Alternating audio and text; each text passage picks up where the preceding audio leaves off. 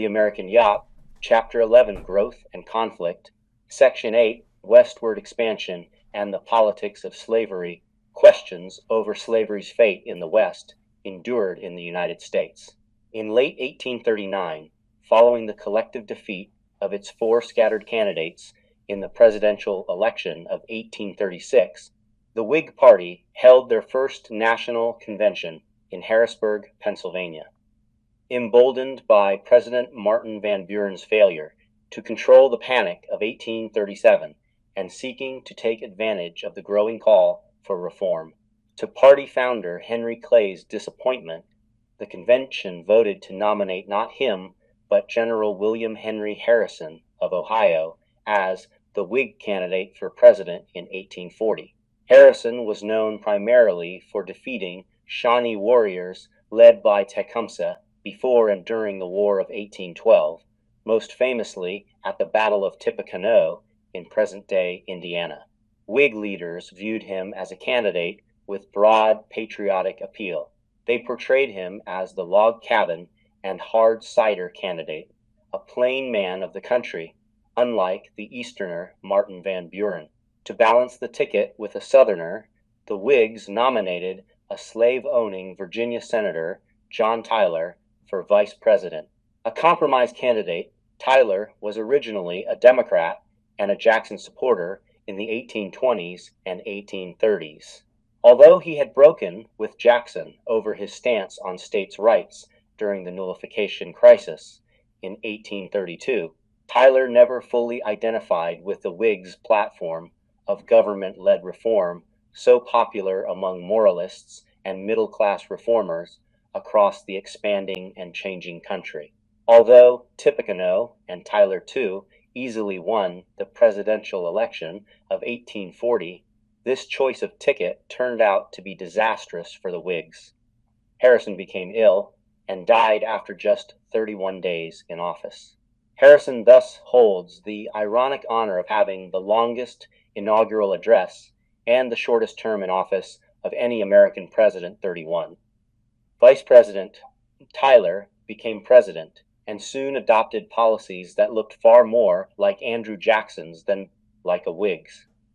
After Tyler twice vetoed charters for another bank of the United States, nearly his entire cabinet resigned, and the Whigs in Congress expelled his accidency from the party. The crisis of Tyler's administration was just one sign of the Whig Party's difficulty uniting around issues besides opposition to Democrats.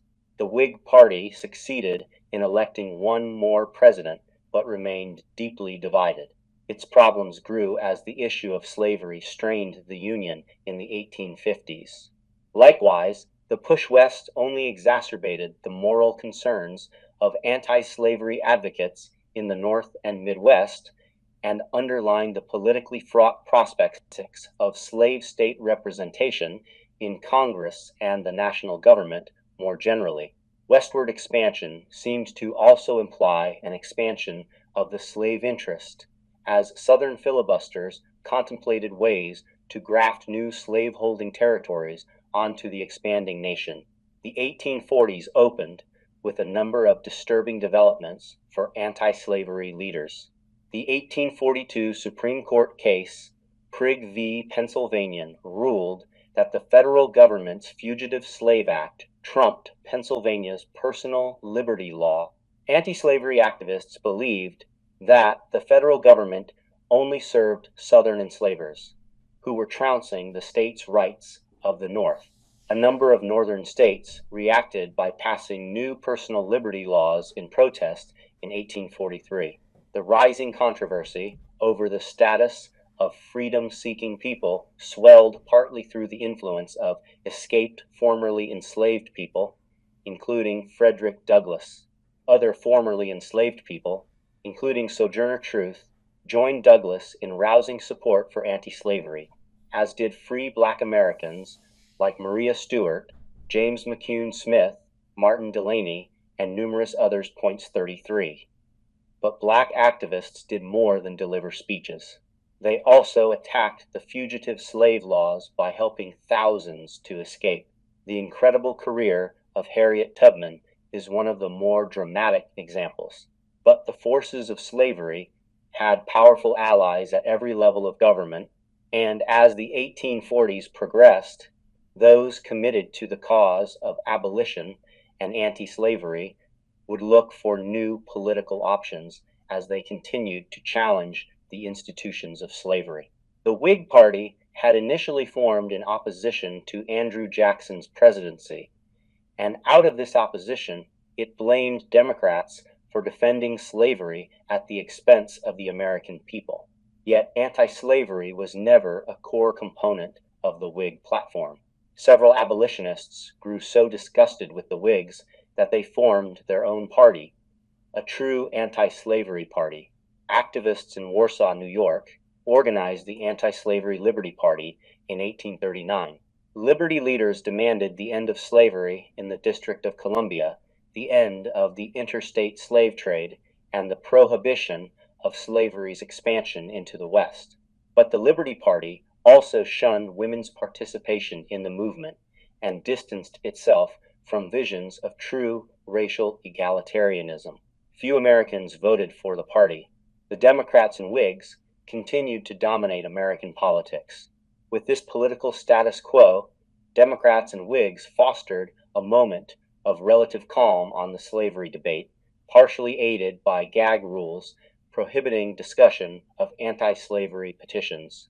Arkansas and Michigan became the newest states admitted to the Union, with Arkansas coming in as a slave state and Michigan coming in as a free state. Michigan gained admission through provisions established in the Northwest Ordinance, while Arkansas came in under the Missouri Compromise. Since its lands were below the line at 36 degrees 30, the admission of Arkansas did not threaten the Missouri Consensus. The balancing act between slavery and freedom continued. Events in Texas would shatter the balance. In 1836, Anglo-Texans in the northern Mexican province of Tejas had successfully forced General Antonio Lopez de Santa Anna, then President of Mexico, to sign a treaty acknowledging Texas's independence as a separate republic. Independent Texas soon gained recognition from a supportive Andrew Jackson administration in 1837, but Jackson's successor, President Martin Van Buren, also a Democrat, had reasons to worry about the Republic of Texas. Texas struggled with ongoing conflicts with Mexico and raids from the powerful Comanche. The 1844 Democratic presidential candidate, James K. Polk, sought to bridge the sectional divide by promising new lands to whites in the North and South. Polk cited the annexation of Texas and the Oregon Territory as campaign cornerstones. Yet, as Polk championed the acquisition of these vast new lands, Northern Democrats grew annoyed by their Southern colleagues, especially when it came to Texas. Texas annexation had remained a political landmine since the Republic declared independence from Mexico in 1836. American politicians feared that adding Texas to the Union would provoke a war with Mexico and reignite sectional tensions by throwing off the balance between free and slave states. However, after his expulsion from the Whig Party, President John Tyler saw Texas statehood as the key to saving his political career. In 1842, he began work on opening annexation to national debate. Harnessing public outcry over the issue, Democrat James K. Polk rose from virtual obscurity to win the presidential election of 1844. Polk and his party campaigned on promises of westward expansion, with eyes towards Texas, Oregon, and California. In the final days of his presidency, Tyler at last extended an official offer to Texas on March 3, 1845. The Republic accepted on July 4, becoming the 28th state. Mexico denounced annexation as an act of aggression, the most unjust which can be found recorded in the annals of modern history. 35 beyond the anger produced by annexation, the two nations both laid claim over a narrow strip of land between two rivers. Mexico drew the southwestern border of Texas at the Nueces River. but Texans claimed that the border lay roughly 150 miles farther west at the Rio Grande. Neither claim was realistic, since the sparsely populated area known as the Nueces Strip was in fact controlled by Native Americans. For many observers, the debates over Texas statehood illustrated that the federal government had fallen into the hands of pro-slavery radicals. Texas President Sam Houston managed to secure a deal with Polk and gained admission to the Union for Texas in 1845. Anti-slavery Northerners also worried about the admission of Florida, which entered the Union as a slave state in 1845. The year 1845 became a pivotal year in the memory of anti-slavery leaders. As Americans embraced calls to pursue their manifest destiny, anti-slavery voices looked at developments in Florida and Texas as signs that the sectional crisis had taken an ominous and perhaps irredeemable turn. Section 9, the U.S.-Mexican War, the Polk presidency signaled new reversals to the anti-slavery cause and the beginnings of a dark new era in American politics. President Polk and his Democratic allies were eager to see Western lands brought into the Union and were especially anxious to see the borders of the nation extended to the shores of the Pacific Ocean. Critics of the administration blasted these efforts as little more than land grabs on behalf of enslavers. In November 1845, President Polk secretly dispatched John Slidell to Mexico City to purchase the Nueces Strip along with large sections of New Mexico and California. The mission was an empty gesture, designed largely to pacify those in Washington who insisted on diplomacy before war. Predictably, officials in Mexico City refused to receive Slidell. In preparation for the assumed failure of the negotiations, Polk preemptively sent a 4,000-man army under General Zachary Taylor to Corpus Christi, Texas, just northeast of the Nueces River. Upon word of Slidell's rebuff in January 1846, Polk ordered Taylor to cross into the disputed territory. The president hoped that this show of force would push the lands of California onto the bargaining table as well. Unfortunately, he badly misread the situation. After losing Texas, the Mexican public strongly opposed surrendering any more ground to the United States. Popular opinion left the shaky government in Mexico City without room to negotiate. On April 24, Mexican cavalrymen attacked a detachment of Taylor's troops in the disputed territory just north of the Rio Grande, killing 11 U.S. soldiers. The KG Polk knew that since hostilities already existed, political dissent would be dangerous. A vote against war became a vote against supporting American soldiers under fire. Congress passed a declaration of war on May 13. Only a few members of both parties, notably John Quincy Adams and John C. Calhoun, opposed the measure. Upon declaring war in 1846, Congress issued a call for 50,000 volunteer soldiers. Spurred by promises of adventure and conquest abroad, thousands of eager men flocked to assembly points across the country. However, opposition to Mr. Polk's war soon grew. Polk's shady actions in leading Congress to war in early 1846 seemed to justify anti-slavery complaints. Whigs, like Abraham Lincoln, found their initial protests to the war effort sidelined, but anti-slavery voices would become more vocal and more powerful as the Mexican War played out, and new territories became annexed to the victorious United States. In the early fall of 1846, the U.S. Army invaded Mexico on multiple fronts, and within a year's time, General Winfield Scott's men took control of Mexico City. However, the city's fall did not bring an end to the war. Scott's men occupied Mexico's capital for over 4 months while the two countries negotiated. In the United States, the war had been controversial from the beginning. Embedded journalists sent back detailed reports from the front lines, and a divided press viciously debated the news. Volunteers found that war was not as they expected. Disease killed 7 times as many American soldiers as combat. Harsh discipline, conflict within the ranks, and violent clashes with civilians led soldiers to desert in huge numbers. Peace finally came on February 2, 1848, with the signing of the Treaty of Guadalupe Hidalgo. Through the treaty, the United States gained lands that would become the future states of California, Utah, and Nevada, most of Arizona, and parts of New Mexico, Colorado, and Wyoming. Mexican officials also had to surrender their claims to Texas and recognize the Rio Grande as its southern boundary.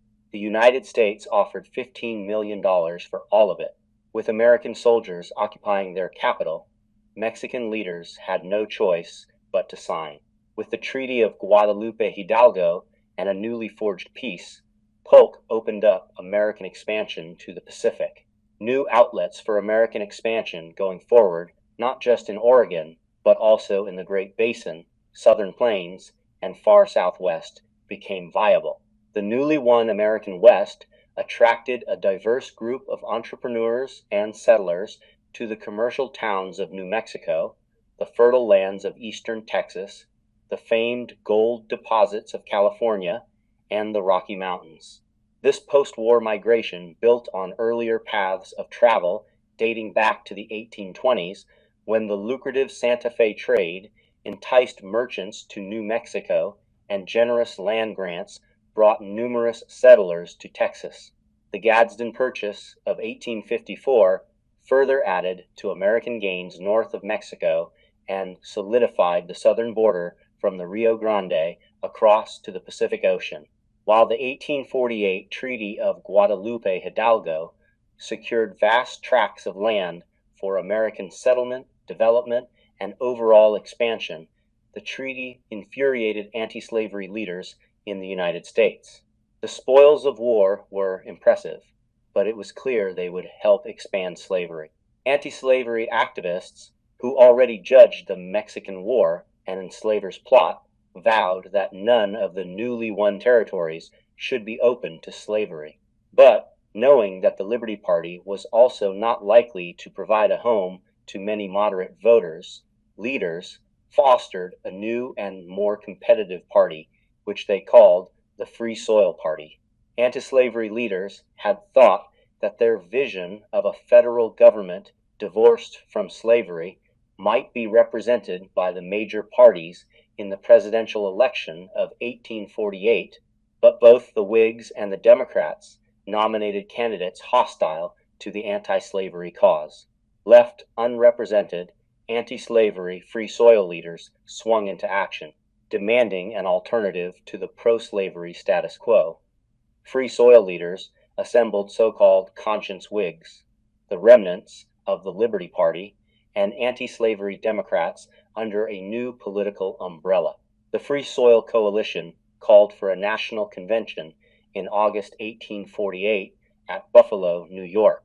A number of ex-Democrats committed to the party right away, including an important group of New Yorkers loyal to Martin Van Buren.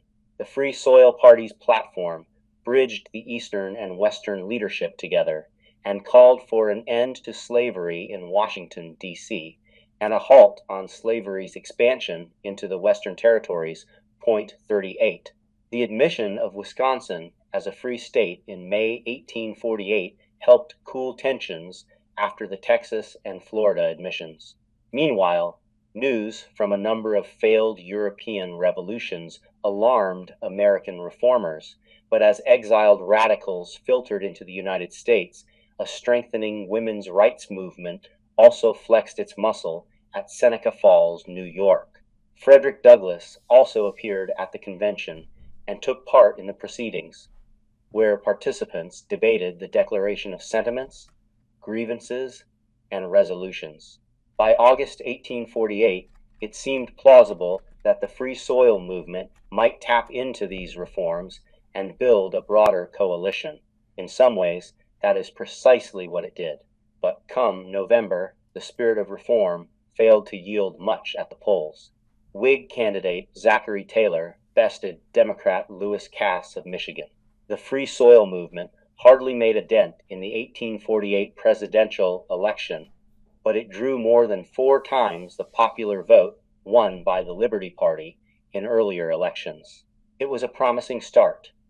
In 1848, Free Soil leaders claimed just 10% of the popular vote, but won over a dozen House seats and even managed to win 1 Senate seat in Ohio, which went to Salmon P. Chase.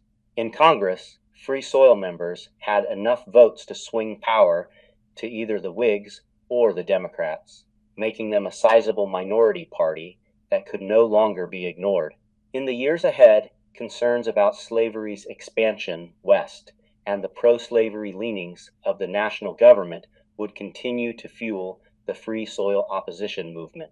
Section 10 Conclusion: Expansion in both the reform efforts of society's morals and politics, and in the territorial sense as Americans pushed westward, shaped the era. In the aftermath of Jacksonian democracy's advent on the national stage, Americans wrestled with how to shape the continent and its people in its own image. Various interest groups also increasingly debated how that American future for the continent would take shape, what role religion would play, what voice women might have in it, and crucially, whether the institution of slavery would be permitted to spill westward, despite the prior controversies and compromises of Missouri. The U.S.-Mexican War had an enormous impact on these questions and shaped the future of both countries. The American victory helped set the United States on the path to becoming a world power. It elevated Zachary Taylor to the presidency and served as a training ground for many of the Civil War's future commanders. Most significantly, Mexico lost roughly half of its territory. Yet the U.S. victory was not without danger. Ralph Waldo Emerson, an outspoken critic of the conflict, had predicted ominously at the beginning of the war, "We will conquer Mexico, but it will be as the man who swallows the arsenic which will bring him down in turn. Mexico will poison us." Indeed, the conflict over whether to extend slavery into the newly won territory pushed the nation ever closer to disunion and civil war. The chauvinism of policies like Native American removal, the Mexican War, and filibustering existed alongside growing anxiety over the morality of the nation's actions in the West and its continued reliance on slave labor in the South. Debates over reform, economics, diplomacy, and manifest destiny exposed some of the key weaknesses of the American system, begging the question of whether the nation could survive the growing pains of expansion in all of its capacities.